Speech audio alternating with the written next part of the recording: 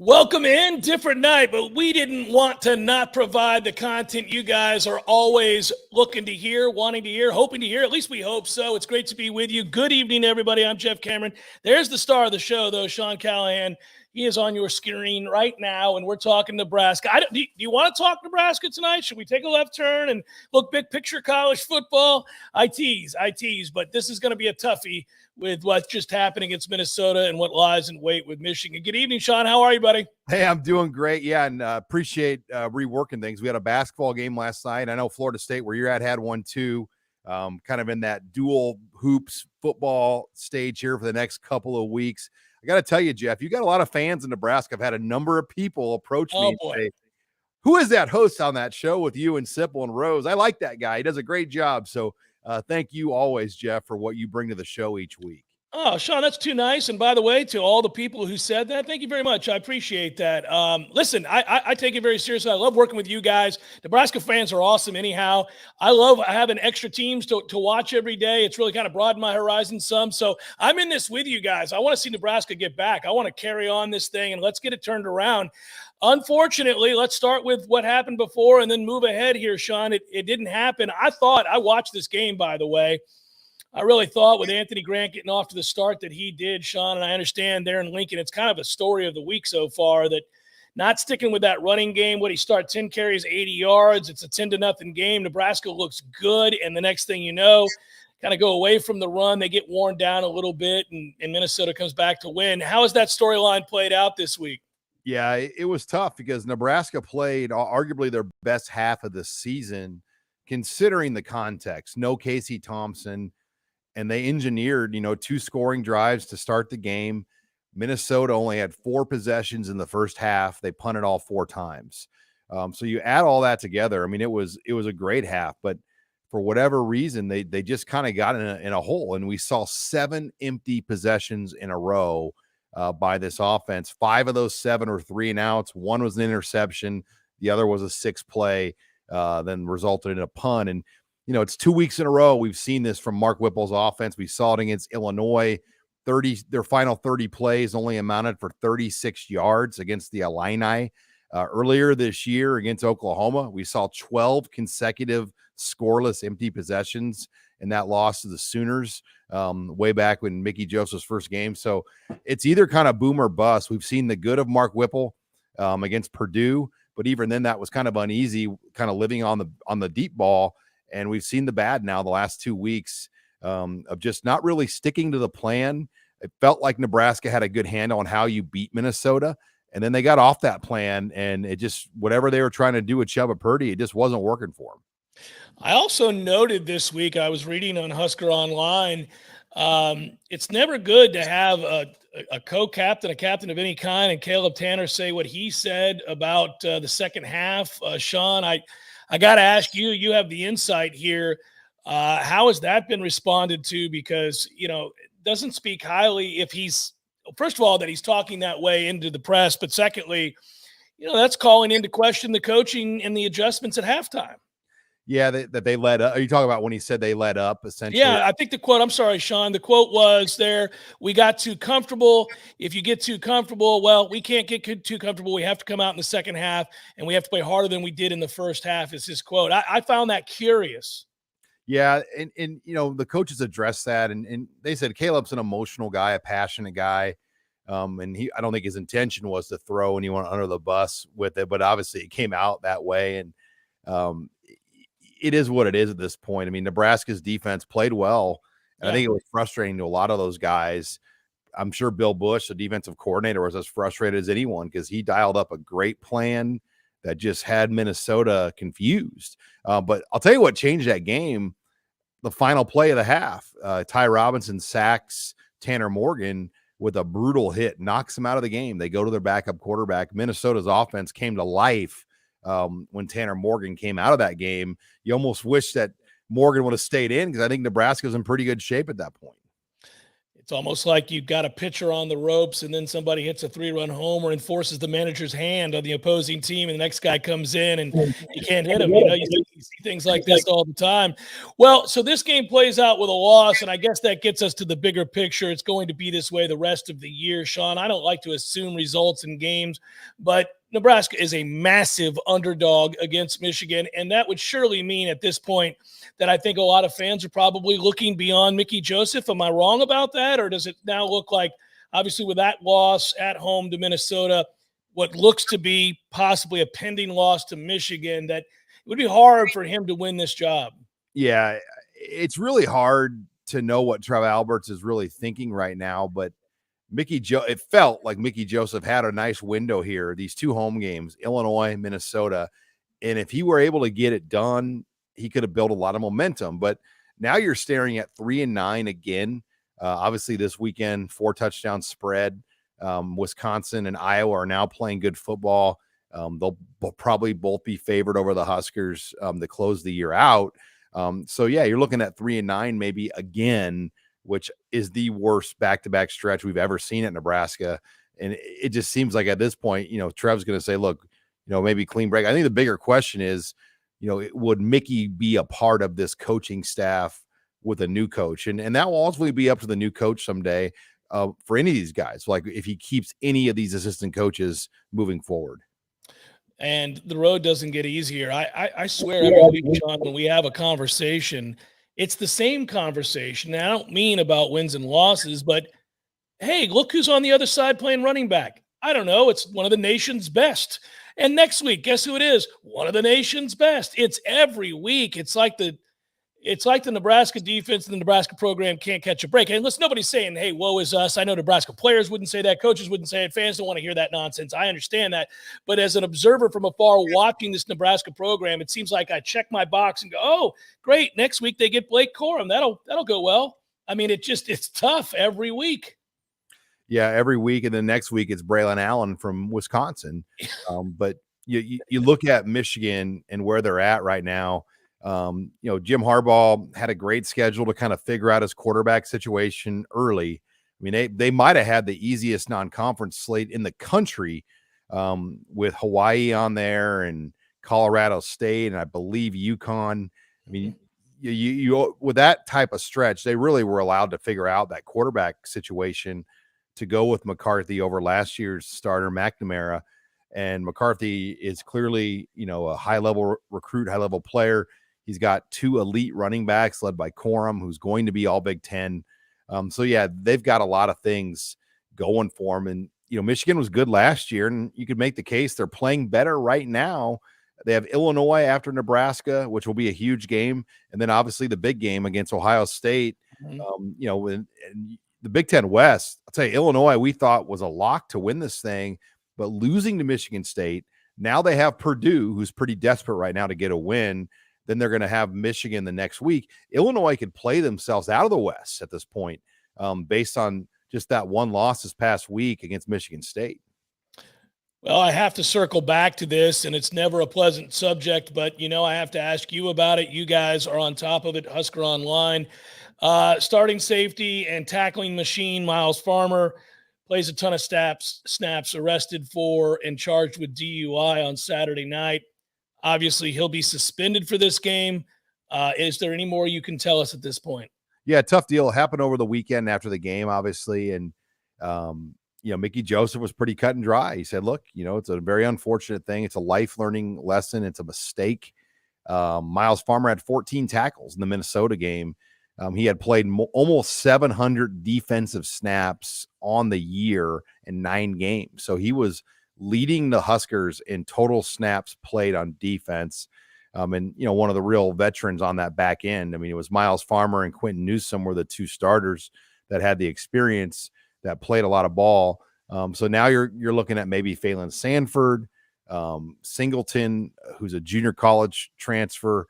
They've got a couple of options that they can put back there at safety. But that's a tough blow, no doubt, to lose Miles Farmer. And, it'll be a 1-game deal, so they will get him back for Wisconsin. But it doesn't help this week playing out in Michigan. And then let's get to the quarterback, and we'll welcome in Stip here in just a second. At this point, I got to ask about the relative health of all the quarterbacks based on what I understand. And then, of course, you can provide more insight. Is it Chuba Purdy? Are they moving forward? I asked you earlier, we were kind of talking off the air and a little bit on air. I addressed this, but I didn't ask you, Logan Smothers, your opinion on who starts.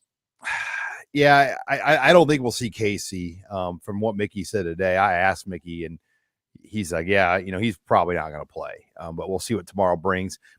I think a lot of it will depend on Logan in the field they get in practice, but if Logan has a good week and they feel like he's ready, they'll give Logan Smothers the start.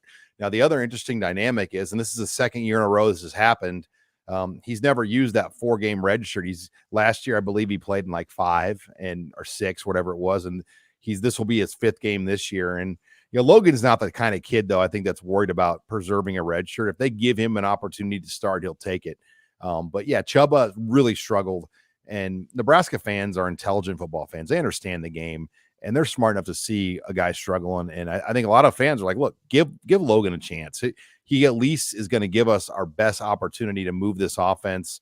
Yeah, maybe he can't make some of those NFL level throws, but Chuba Purdy wasn't making them either last week.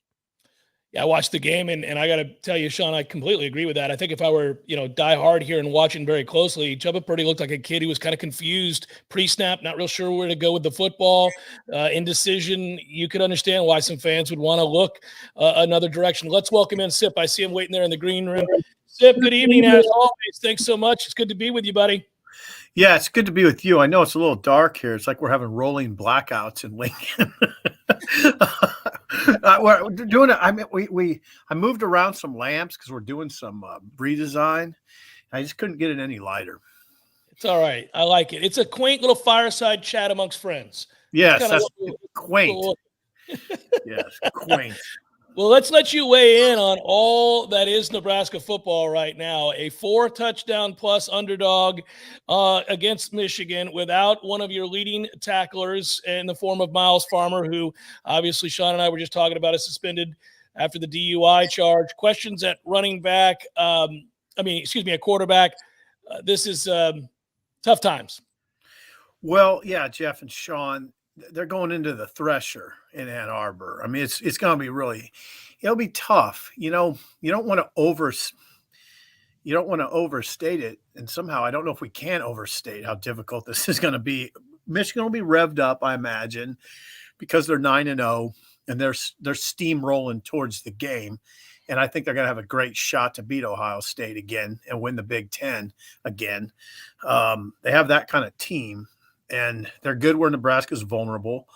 For instance, they got a big ornery offensive line and a very good, Blake Corum. Mickey talked about Blake Corum today. Is a very good running back, runs violently, but he sees holes really well and he bursts. He has a great burst. So it's a tough situation for Nebraska. I like what Mickey said today, though. I mean, you just got to kind of look at it pragmatically. You've got to go play for 60 minutes and see what happens. Hey, Sip, what kind of grip right now would you say Mark Whipple has on this offense? And has that, in your opinion, do you think that that's caused some debate behind the scenes? And I probably downplayed that a little bit, but it's been stressful watching this unit play. And I'm sure there's a lot of opinions behind the scenes on how and what they should be doing. Yeah, Sean, Mickey addressed it today at the news conference. Mickey said that he wants Nebraska to stick with, to be happy with 3 yards a shot, 3 yards a carry, 3 yards per rush, 3 or 4 yards per rush. Be patient, be happy with that. That's Big Ten football. That gets you to 3rd and 4, 3rd and 3. And he was asked, I mean, how is that with Whipple? Have you had to talk to Whipple about that, Mark Whipple, the play caller? And Mickey said, absolutely. And it was a good follow-up question by somebody. They said, well, how'd that go? And Mickey said, well, just keep that between me and Whipple. So yeah, I mean, I don't think there's any doubt. Sean, you hear things behind the scenes. I hear things behind the scenes. Yeah, there's been tension for weeks. And Mickey, it seems like Mickey's kind of putting his foot down, though, and wanting a little bit Whipple to lean a little bit harder on the run game. You wrote this today. We obviously all praised the Whipple hire because on the surface it looked great. I mean, he just sent Kenny Pickett to the Heisman Trophy. They won the ACC. The next day, Scott Frost met him in his living room in Arizona to interview him and talk to him about the Nebraska job. And 2 days later, he's in Lincoln. I mean, we didn't really have much time to think about Mark Whipple, but you could look at all those things. You're like, this is a pretty good hire. Was it well researched, you think, now when you think back to it all, that some of these things that we're seeing now, could you have maybe projected some of these issues? Well, there's a couple issues, Sean and Jeff. Whipple was hired to work with Frost, and remember the grand plan was to combine Whipple's offense with Frost. And what would that look like? I don't know. We really didn't get a chance to see it in full bloom. So that's out the window. Now, I will tell you this, Sean, all along, I wondered a little bit about Whipple, and people would ask me about Whipple. Is he going to run the ball? Is he just going to come here and throw it around? Because we thought that in the winter, and then Pat Narduzzi in a podcast, Pat Narduzzi, the Pittsburgh Panther head coach, he said that in a very, very I let his guard down in a podcast, which sometimes happens, like I do here sometimes. And he said that Whipple is stubborn and he doesn't like to run. Oh yeah, I got everybody's attention, but here's what was my line of thinking, Sean and Jeff. I just thought, okay, yeah, his track record is he throws it around. He's a 50-50 guy. But he will adapt because he's a smart football guy. And when he was in the NFL where you have to run. But he didn't. Frankly, he's disappointed me that way. Well, and it's one of those things too, Sip, when you've got a guy that's a Heisman candidate and a Biletnikoff Award winner on the outside. I mean, you should throw it around the lot a little bit. You got a first-round quarterback and a first-round wide receiver, but that is not the situation in Nebraska. They don't have a first-round quarterback. Now you're right.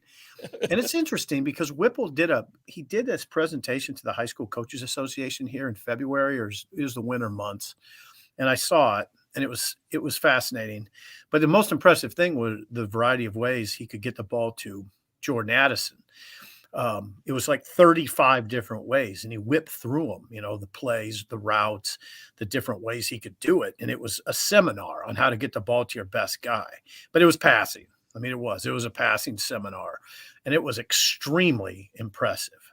But again, that's not really what the Big Ten West demands, especially as we get into this type of weather.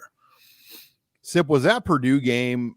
I mean, obviously it was an electric night for Trey Palmer, but was that almost a bad thing to have a game like that where it made it feel like, oh, we can do this every game now? Yeah. I mean, you could read it that way, Sean. I mean, they really took advantage of Purdue's vulnerability, which is covering the deep ball. They're depleted, but Purdue has been depleted in the secondary really since the spring, and Nebraska has a guy that could really hurt you that way and expose that vulnerability. Illinois doesn't have that vulnerability. They didn't see that vulnerability last week. So yeah, I mean, it probably wasn't I don't know, Sean. I mean, if they win that game, it would have been good. But I see where you're going with that. I asked Sean this, Sip. I'll ask you, has the ship sailed for Mickey Joseph to be the next head coach at Nebraska? Has the ship sailed, Jeff? I would not rule it out. I wouldn't rule him out.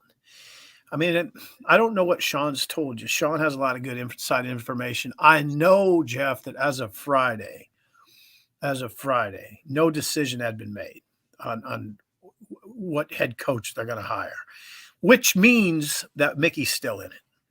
I mean, Mickey today talked about like the future. He talked about how the offense has to evolve. And, he talked like he was going to be the one dictating the evolution. So it was sort of interesting. Hey, Jeff, bottom line, I'm not ruling him out. I won't do that. But right now it'd be hard. It'd be a tough sell for a lot of people. For some, there's a Mickey camp here. There's a lot of people that are pro Mickey. It's a tough sell though right now. I know we talked a lot about it late last week, but now we're a few days removed. I mean, what were your thoughts of Thursday and just the rumor monster and kind of all the things that swept through Husker Nation, that kind of clouded this whole thing? We were thinking like, oh, is there, just all the different things we heard on Thursday. It was crazy. Well, first of all, Sean, I'd say we were kind of due. It'd been pretty quiet. And honestly, just to be clear for our listeners and people watching, my whole thing was that I was driven by the notion because of what we're hearing is that I wanted to quell any thoughts that they were going to name the head coach that day, Thursday or Friday, because that was out there. And that was my immediate concern that man, do we need to be ready for this? Well, by noon, we had an idea, not a pretty good idea. We had a very good idea. That wasn't happening. Thursday, there was not going to be an announcement Thursday of any sort. Now, from there, I don't know what to make of. I mean, I don't know what to make of what people are saying. They're saying different things. For one thing, that maybe someone there was they gained a clear understanding of who they want and have an agreement in place. I'm not convinced of that.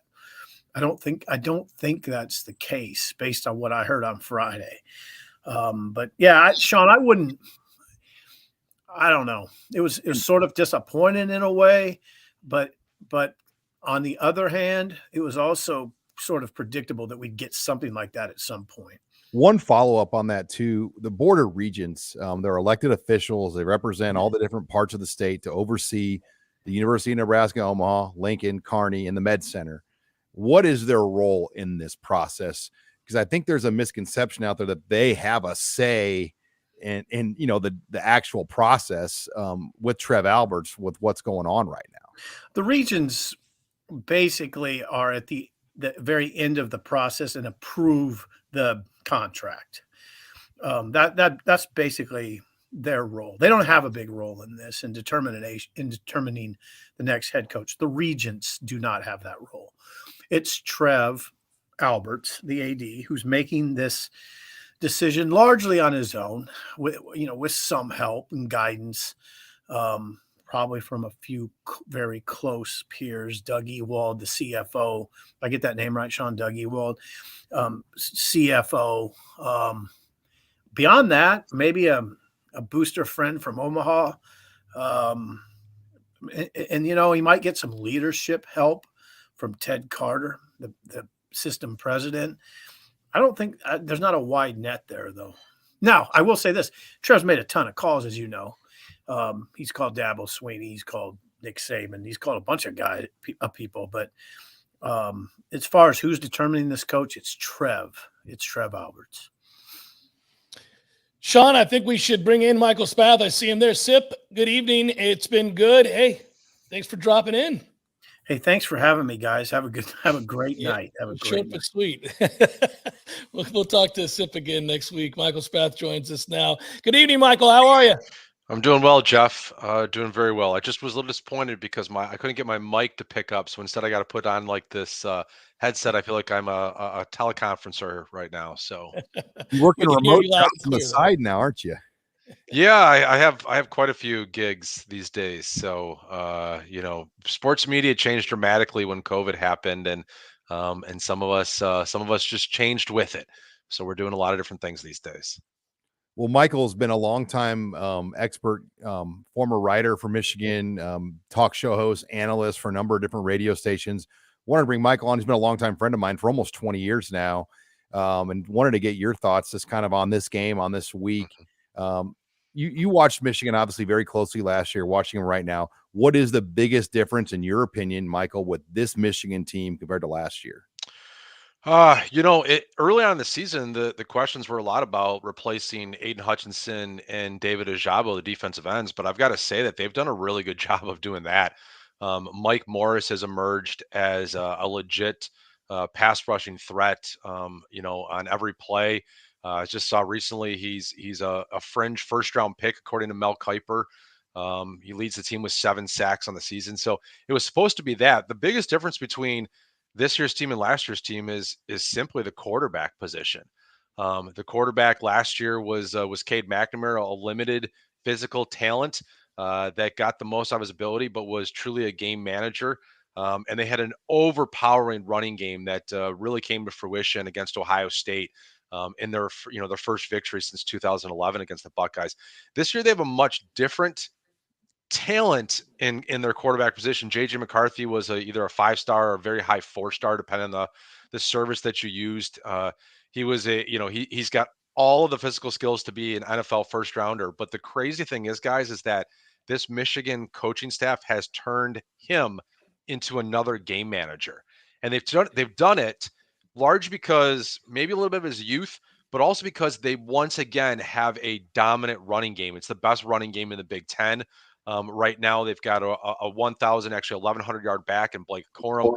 So when you guys, when you look at it, there's not a huge difference between last year's team and this year's team. They're almost carbon copies, different quarterbacks, but same style of play. Different running back than Hassan Haskins a year ago, but same style of play. They're winning very much the same way that they won in 2021. Michael, would you say that they're even more efficient running the ball, though? They look even more dominating to me on the ground than a year ago, and they were great a year ago. It seems like now they can run it a lot of different ways. Sure, it is smash mouth and dominating, but the formations are so fun to watch and imaginative, and they don't leave anything to the imagination. You can tell formationally they're going to run the football. Yeah, I mean, there's been a lot of talk about that this year from commentators on TV about whether or not they're telegraphing their runs. When I think it was Joel Klatt early on the season said every time that they run a tight end in motion, they're running the football and they're giving it away. And yet, even if they were giving it away, they're still running down people's throats. Last year they were the Joe Moore offensive line of the year. They brought back 3 out of the 5 starters. The guys that they slid in there are having great seasons too. There's a really good chance that they'll be the Joe Moore offensive line again. You're right. I mean, like, they do a lot of different things. They have 2 very different dynamic running backs.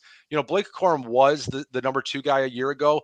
But he was, he didn't get a lot of opportunities. Hassan Haskins got the majority of them, 250 carries a season ago. But now you've got Blake Corum and Donovan Edwards, who are both explosive, big play running backs. And Donovan Edwards is also a great wide receiver out of the backfield. In fact, he had one of Michigan's touchdown receptions last weekend against Rutgers.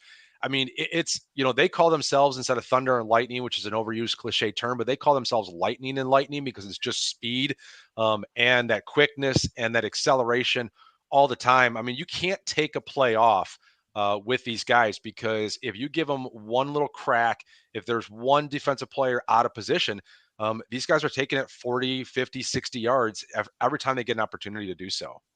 Michael, I got to ask you about this game this weekend. And a blunt question: is anyone out there talking about the game at all with Nebraska? Or is all the focus now on even Illinois and the game against Ohio State, and obviously the potential Big Ten championship game and playoff that could loom ahead? Yeah, I mean, I'll be honest, guys. I mean, most Michigan fans expect it to be a blip on the radar. They really do. I mean, they're looking at the Ohio State game. Once they got past Michigan State, their rival 2 weeks ago, it was all about, like, well, they'll cruise through Rutgers, they'll cruise through Nebraska. They thought that Illinois was going to be a tough game, but now Illinois just lost to Michigan State, and everybody thinks that they've been exposed as just the best team of a bad division. Whether or not that's true, I guess we'll see. They play Purdue this weekend, then they'll have Michigan next weekend. But no, I mean, I don't think anybody's giving Nebraska much of a chance in this game at all from the Michigan side. Now, a week ago, nobody gave Rutgers a chance, and Rutgers was in the game with Michigan for a half. And they just couldn't capitalize. And Michigan's been a really, really good second half team. I think they're outscoring teams 100-3 in the third quarter this season. They've been honestly, it's as good as I've ever seen a team coming out of the tunnel in my 20 years covering Michigan.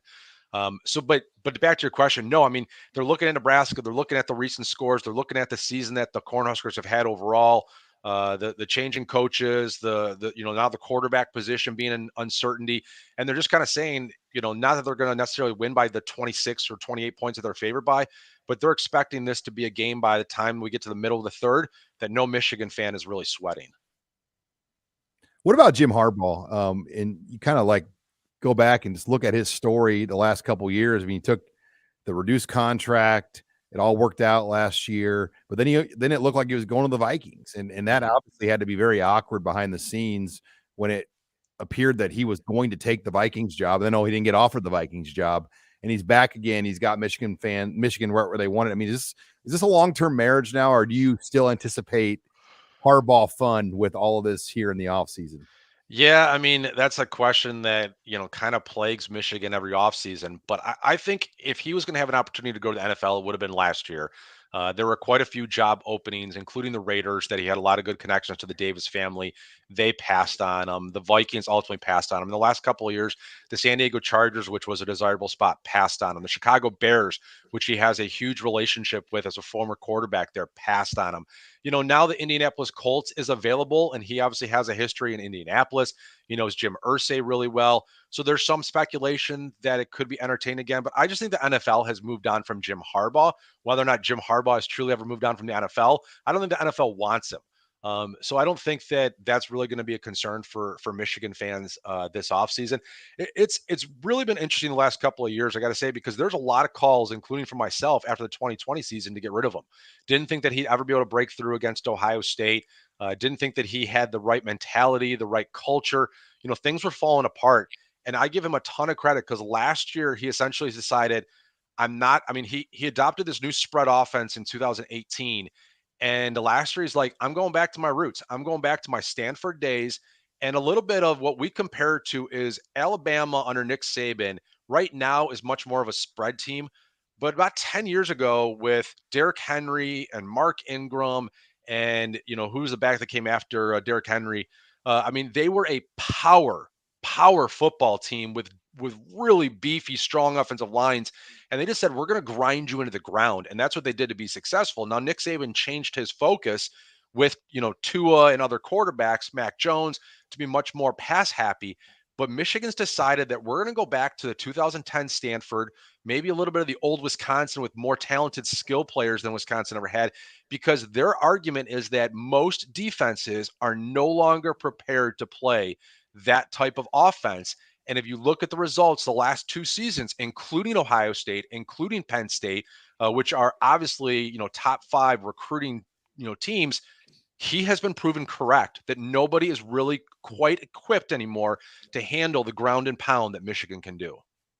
A little bit of a zig when everybody else was zagging. And you're right. It's kind of fun to watch, by the way. I wish more teams would do it. I think you're seeing some of it. I know New England in the NFL is trying to do something similar there, but it's fascinating to watch. Michael, we appreciate your time. And thanks so much for coming on with us this evening. We'll talk to you again down the line. All right. And guys, really enjoy Ann Arbor. Unfortunately, the great weather we've been having this fall is just about to depart on Saturday. It's supposed to be cold on Saturday. It's been gorgeous here all week. But I know from all the years that Sean has a terrific time when he comes into town, and I know that he will again. And so, Jeff, I've never met you in person, but I hope you have a great time in Ann Arbor this weekend too. Thank you, Michael. Be well, sir. And we'll talk to you soon. I hope to meet you someday. Sounds good. Thanks, guys. Take care. The good news is, Sean, I won't be in Ann Arbor this weekend. You will be. I will not be. I will be instead covering Florida State versus Syracuse. Although I would rather be, I think, in Ann Arbor, to be honest with you, having been there before. But in terms of covering games, that'll be interesting. Yeah, it should be. And it's a beautiful place to watch a college football game. I mean, it is. It'll be darker there, 3:30 local kick. So it will almost be like a night game there this time of year. But yeah, looking forward to it. Nebraska's only won there once since they've been in the Big Ten, and that was when Randy Gregory and Amir Abdullah were on the same team, and they went in there and basically got Brady Hoke fired that year. I mean, they went in there and won a game, and it seems like that was ages ago, almost 10 years ago when you look back at it now. Well, I see Rosie's in the green room, and we got to bring him in because tonight is a slightly abbreviated show. So if we only get 15 minutes of Rosie, that's not good. Let's get all 15 minutes right now. There he is. I mean, we're not going to miss out on this board. I want to see how many coaches are on it and what kind of graphics we got tonight. Look at this thing. Here we go. The Coaching Derby. My friend, the stage is yours. Well, what can I say other than it's getting crowded now? And actually, some of our graphics are a little bit off because Lance Leipold and Luke Fickle and Gary Patterson are all up. Mark Stoops, Bill O'Brien. I say Mark Stoops and Bill O'Brien are kind of 50-50. Sanders is up, and Mickey Joseph, after the loss to Minnesota, is down a little bit. Here's the deal with Lance Leipold. And a lot of people are beginning to recognize just the job he's doing down there because of the following. This guy is 6-3, right? But look at all of the injuries. He's lost his starting quarterback. He's lost his best cover corner. He's had two of his best receivers, Luke Grimm and Quentin Skinner, out really since the Iowa State game. And his number one running back, Daniel Highshaw, has been out since the Iowa State game. So Devin Neal comes in, backup running back, and is the Big 12 Conference Offensive Player of the Week. Now, we've talked a lot over the last week or two about finding a way to prepare the next guy. And the criticism on the Nebraska staff is that the next guy wasn't prepared. Well, look at what Lance Leipold and his staff at Kansas has done. There's no question that they don't have the depth that you're going to have in year 4 or 5 or 6. But look at how those guys have stepped up and done such a hell of a job. TCU is in the college football playoff. If it were to start today, they'd be in there. And that's because of the players that Gary Patterson brought into this program. So you can't ignore what Gary Patterson has done there. Yeah, I think Sonny Dykes is enjoying the fruits of that. But there's no question that Gary Patterson's ball club is on the field at TCU today. Let's talk about Deion Sanders for a second. Deion Sanders has had 2 toes amputated, but he's 23-5. I mean, he's literally a walking health experiment. The guy has had multiple surgeries. He's got multiple blood clots. As he has said on numerous occasions, I could be tomorrow. I mean, you talk about living day to day. Deion Sanders is living day to day. But the man is remarkable. He's not only coaching very, very well. His team is 8-0 after having won the conference a year ago. They're averaging 45,000 folks per game at home. Now, I don't know if you two have ever been to Jackson, Mississippi. I've been to Jackson, Mississippi. It's a third world country down there. They don't even have clean water in Jackson, Mississippi. He's getting not only people to come and play for him, who could play for a lot of, I think, Power 5 conference schools, but the people of Jackson, Mississippi are really getting behind this program. And remember, Ole Miss is in the top 10. So you figure all of Mississippi would be about hotty-toddy. No, a lot of Mississippi in Jackson, Mississippi is jacked up for Jackson State. So you love the guy. I just think he's a health ticking time bomb. Let's talk about Bill O'Brien. This team, and he's getting criticized because they've lost 2 games, but the offense wasn't the problem in these 2 games. Number 2 in the SEC in scoring, 6th nationally. There has only been one offensive coordinator in the Nick Saban era at Alabama that has lasted more than 3 years, and that was Jim McElwain, and he went on to be head coach at Florida. But this is a system here. You're there 2 to 3 years, and then Saban wants you gone. He wants you to go off and be a head coach somewhere else so that he can replace you with the next guy. And Bill O'Brien's getting a lot of criticism, but the quarterback, Bryce Young, loves him, went off on him in the offseason and said, this guy listens to me. It reminds me of the relationship that Andy Reid has with Patrick Mahomes. It's very much synergized. Bryce Young loves Bill O'Brien. And sure, he's had a lot of drop passes. He's got a lot of young receivers. But look at all of the guys who've been first-round draft choices off of the Alabama offense over the last couple of years. And in the offseason, he was courted by Jacksonville, turned it down. In the offseason, he was courted by Bill Belichick to take over as offensive coordinator for the Patriots after Josh McDaniels got the job with the Raiders, turned it down. He made a commitment of 2 years to Nick Saban, and this is the end of year 2. So let's talk about Bill O'Brien. I think it's an outstanding story, and he's a terrific candidate. Bob Stoops' brother, Mark Stoops, is loving life in Lexington, Kentucky. And why not? If they beat Vanderbilt this week, they'll be 500 in the SEC. This is the 5th time in the last 7 years that Kentucky has been 500 in the SEC, which is a big deal, fellas. But get this, between 1978 and 2015, they only had 6 times where they were at 500 in the SEC. So this is an entirely new era. That's why they're paying him so much. But his kids live in Denver, and he's divorced. His kids live in Denver. So maybe Mark Stoops is a candidate. I don't know. I still think it's very difficult to get Mark Stoops or anybody as a head coach out of the SEC voluntarily. But Mark Stoops is a guy that certainly qualifies. And if I were an Iowa fan, and I don't care what Iowa did against Purdue, if I'm an Iowa fan, I'm finding a way to get to get to the Iowa administrative brass and say, guys, he played here. We got a 71-year-old coach. Pass the hat in Coralville. Get the $42 million for Kirk Ferentz and say thanks for the memories.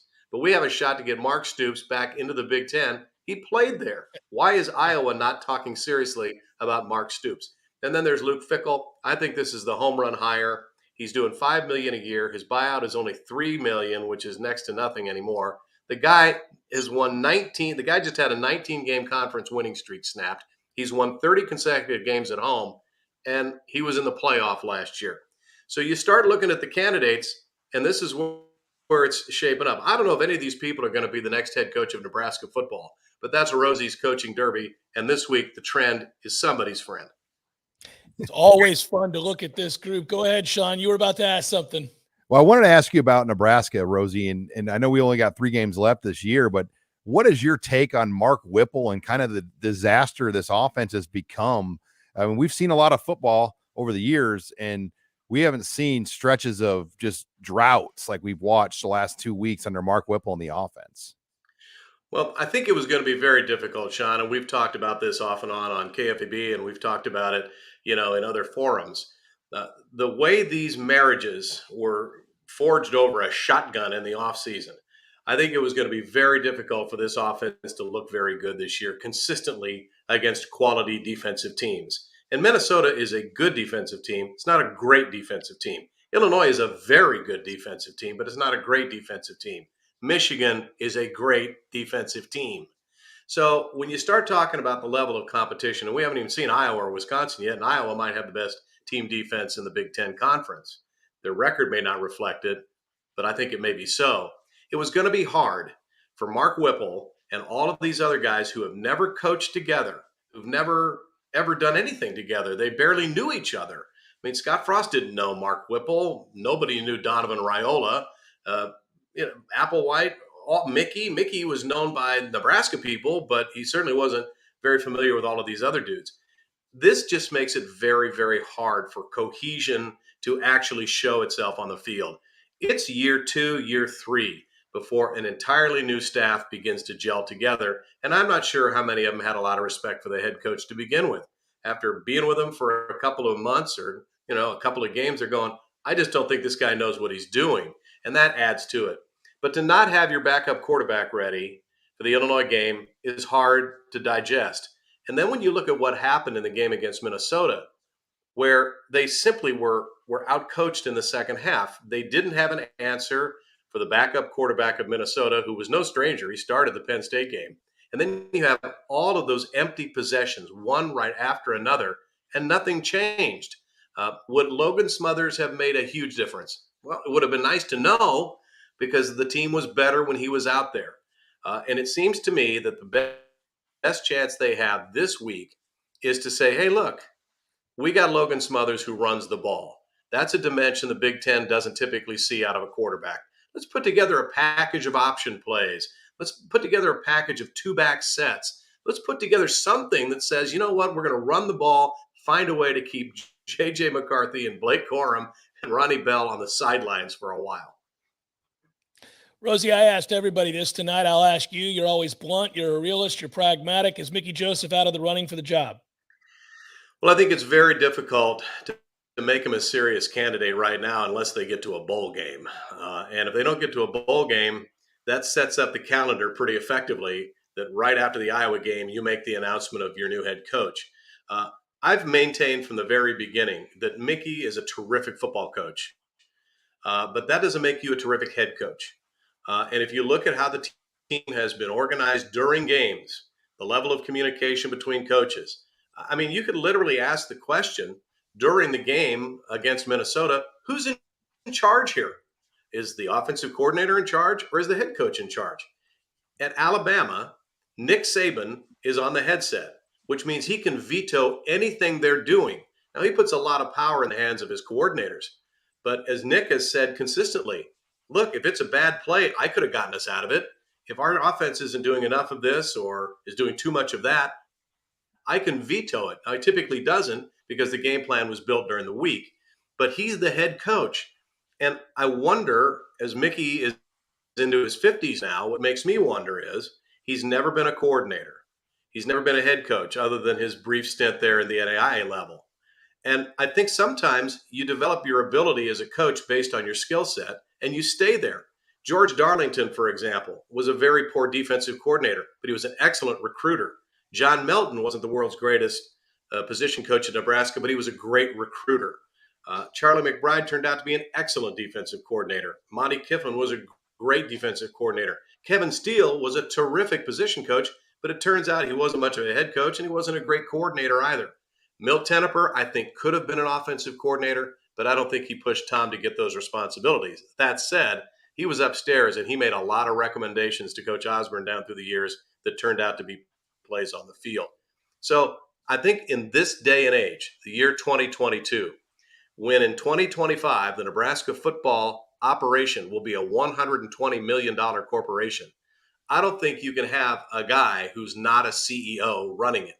I think Trev is looking for a guy who has done it. He's organized a department. He's organized a staff. He's put a strategic plan in place, followed it carefully. He's hired and fired assistant coaches. He's put together a culture and cultivated that culture. He has headed up recruiting and has headed up a player development process that yields outstanding players from unheralded recruits. That's what this athletic director is looking for. And he has to decide, as we all observe, whether Mickey has the ability to check all of those boxes. And I don't know that he does.